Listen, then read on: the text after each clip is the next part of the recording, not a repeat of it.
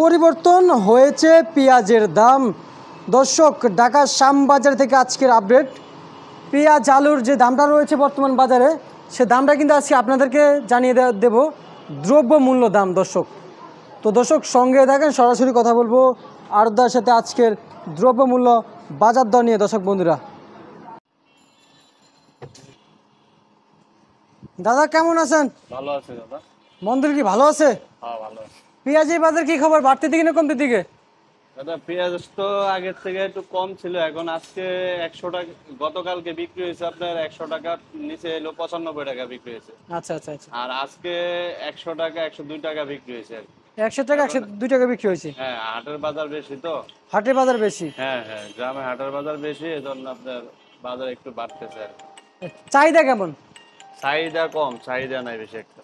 চাহিদা নাই বেশি একটা, না? না না, আচ্ছা আচ্ছা একবারে customer দাদা, কম আছে। আপনার লোকেশনটা একটু বলে দিন না, এটা কোন জায়গায়?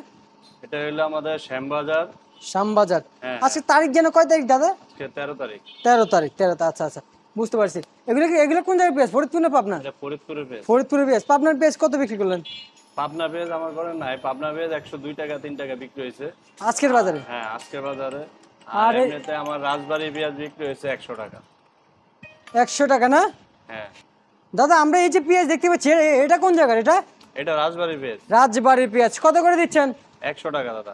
100 টাকা করে কিন্তু রাজবাড়ির পেঁয়াজ বাজারে বিক্রি হচ্ছে আজকের বাজারে। এটা কি মুন্সিগঞ্জের আলু নাকি? এটা মুন্সিগঞ্জের আলু। কত করে দিচ্ছেন? 45 টাকা দাদা। 45 টাকা। দাম কি বাড়ছে না কমছে?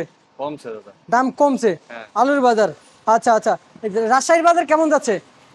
রাজশাহী আলু 50 টাকা। 50 টাকা। 48 টাকা 50। আচ্ছা আচ্ছা, ঠিক আছে দাদা, আপনাকে অসংখ্য অসংখ্য ধন্যবাদ।